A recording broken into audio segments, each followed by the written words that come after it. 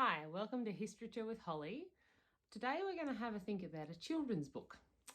My husband and I took our kids to the Australian Children's Literature exhibition at the National Library of Australia a few months ago.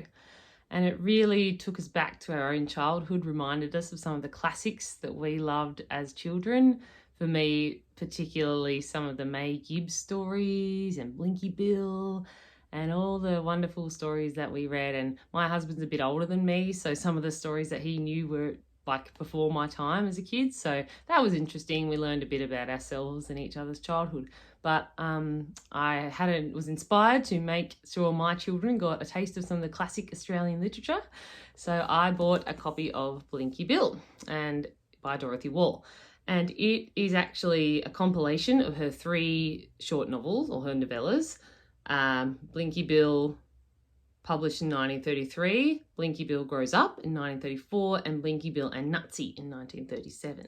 So we've been working our way through these 3 novellas in this book.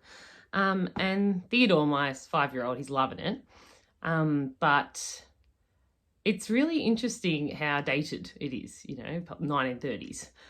So one of the most interesting things is about how the koalas are always referred to as bears. And we, in our book collection, have books like this, Koala Bear by Jackie French, which is all about not calling me a bear because I'm a koala, I'm not actually a bear. And this one, Don't Call Me Bear by Aaron Blabby. And it's again about a koala getting angry because he's being mistaken for a bear.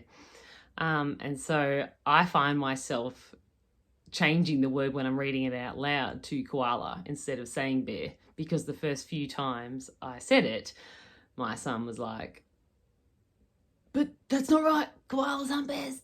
And I was like, yeah, that's true, actually. Interesting.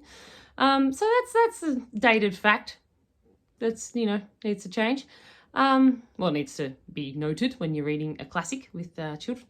But the other thing is how dated the gender roles are. It's really interesting. Looking at how Mrs. Koala, the widow koala, because her husband is shot in the 2nd chapter. Sorry, spoiler alert for those of you who haven't read it. It's pretty intense. So how helpless she's painted as, and she always needs to be rescued by either her son, Blinky, or when they get taken to a zoo, Splodge the kangaroo rescues them, and Splodge, once she decides to set up her guest house, Splodge says, "I'll be the manager because mice may come and take your food, and weasels will come and clean out your larder," and things like that. But you need a manager and he'll sort that out. And really will I? So that's interesting. Women, the female characters in the story are really portrayed as quite helpless, or just crazy. They really perpetuate those 2 stereotypes of the helpless femininity, the helpless needing a man femininity, or the crazy banshee femininity. So those 2 stereotypes that are quite pervasive in literature are both evident in this book.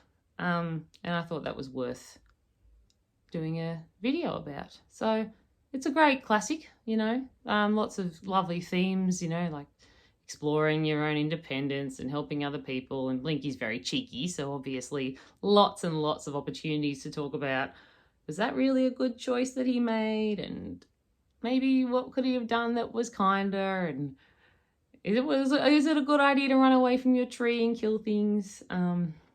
But it's worth reading. The third thing I just wanted to touch upon was how it's interesting how kind of gentle children's literature is today. Like particularly if you look at, like, for centuries ago, you look at the Brothers Grimm fairy tales, the Hans Christian Andersen fairy tales, and they are quite gruesome. And even nursery rhymes, fairy tales are quite gruesome. People get eaten, people get killed. And in this, even though it's only from the 30s, as opposed to, say, the 18th century, like the Brothers Grimm fairy tales. Fact check that, I'm not sure about that. Blinky's dad gets shot in the 2nd chapter. And in the 1st chapter, Blinky's nurse, Mrs. Wallaby, or Angelina Wallaby, takes him for a bounce to meet the other creatures in the bush, and Mrs. Snake tries to bite him and kill him. It's a harsh world out there in the bush. And I think a lot of kids' literature now doesn't really touch on that. You don't really touch on that till young adult literature, which maybe is good, but also, I don't know. I think it's important that we're aware. You know, we've had 3 close friends die of cancer in the last year. And a close friend's little boy died the year before that. Like, yeah, our sons had to deal with all of that. Our kids have had to deal with all of that. That's life. So maybe it is good to have it in literature. Maybe I'm too harsh. I'm not sure. But I think it's good to be honest about some of the harshness in the world in an appropriate way. So that's it for today. Thanks for listening. And yeah, think about maybe reading some Australian children's classics if you've got kids at home sometime. Bye.